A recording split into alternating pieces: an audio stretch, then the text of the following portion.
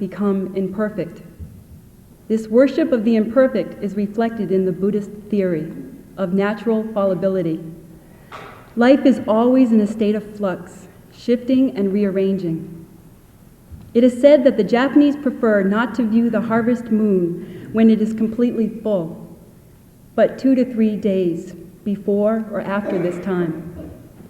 The idea of this is the notion that by seeing and experiencing only part of something, there remains room for growth and an opportunity for the viewer to complete the picture.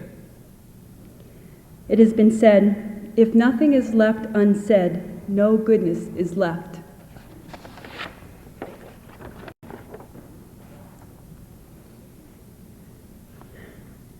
Michael, I am looking down and nowhere to thoughts when suddenly, upon a rising of consciousness, a turn of events and you were there, a face, animated, excited, talking so fast. My world in an instant became your composition, and the sounds of the others ebbed and flowed. The door took you, and my mind engulfed this image. What has happened? An arrow, an unexpected and forgotten arrow, has invaded my space, piercing and crippling. Who are you now? Who were you? If you were here right now, what would I say to you? Sweet and anguished dreams of you daily, like a necessary ritual for this loss. I grieve and then admonish. Rivers of often dwelled upon thoughts repeat and meander, and search and plead, and cry into depths and let go. When I think of you, Michael, I think of an incredible gift. I remember your passion at artist collective meetings. I remember your full and vibrant studio, the fantastic sculptures of glued objects. Some of these huge sculptures were spray painted all black, so all these objects you couldn't really tell exactly what they were at first. I remember your perseverance in trying to keep one of the few galleries alive in Burlington. I remember all those incredible moments you visited me in my own studio, each time bearing a large stack of books. Books about artists, artwork, art history, aesthetic perception, art and the mind. Your mind never stopped. It was a tribute to whatever began all of this.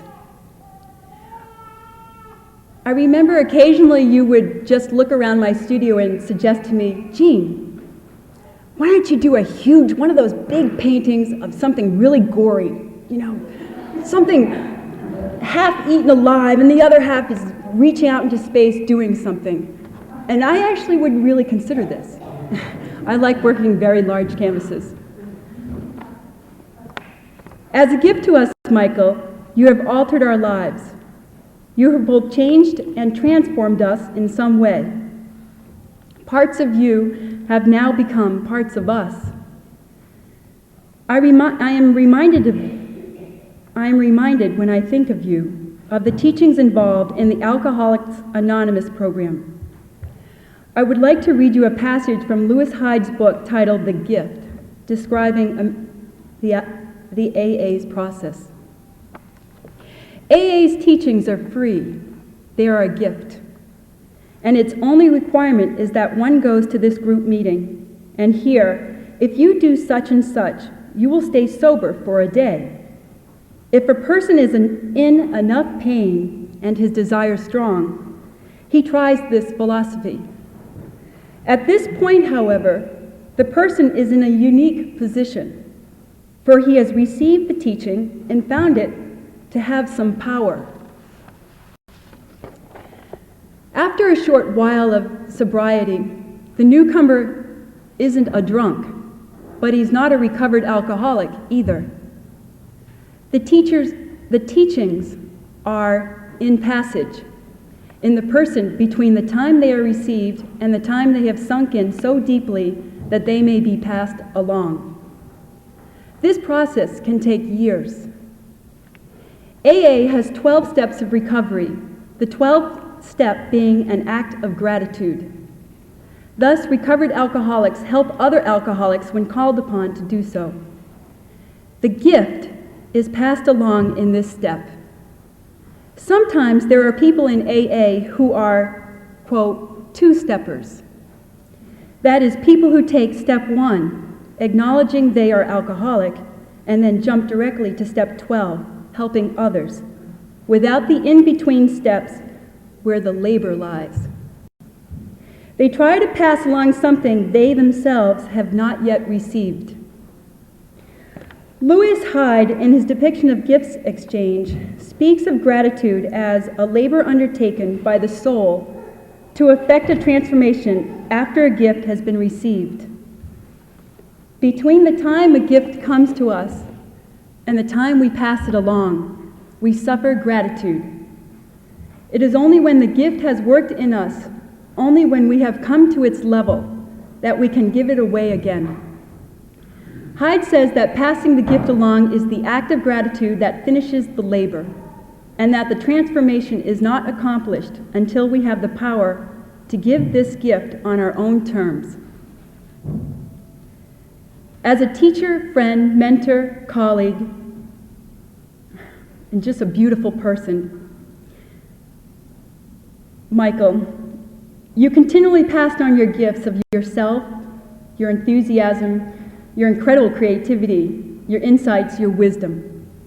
You encouraged me to keep doing my art, to continually listen, to put my needs on the back burner for a while during my current journey in education, until, as Robert Frost said, I've caught on. Your pathway, Michael, was a labor of love.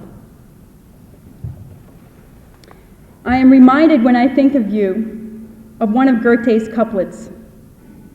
Whatever you can do or dream you can do, begin it. Boldness has genius, power, and magic in it.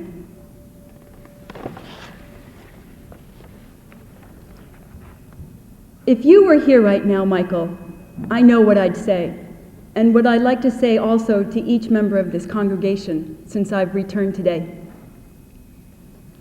You, what a mystery. I have been transported both back and further inward to a time where thoughts run wild and ideas abound, and hope transformed herself from a very old tree. You look so beautiful, so like something God had a wonderful time making. I want to stare, to envelope the way your mouth forms words, to have you move about the room for me to stop everyone and everything and wonder in the silence, my eyes over you. You are both young and old, gesturing spiritedly, offering life, your eyes relentlessly searching. These are tremulous moments for you. When did your mind search for such a beginning? Thank you for reminding me. I know now what has been missing. It was the beginning. Downs Matthews has said, the standards set by love are the highest of all. Several years ago, I remember when Michael Tyburski, a well-known practicing artist, became the object of much confrontation from the community of Burlington for a particularly provocative show of his artwork. After a wrathful deluge of letters from people to various editorial sections of local newspapers in response to this show, Michael wrote to one of the newspapers. This is what was published. Nevertheless, in a world where money is more important than people, and for all the talk about an artist's meaning and intent, how a work is interpreted, and what may be exhibited in public spaces, we should remember that when it comes right down to it, people are more important than art. Thank you, Michael.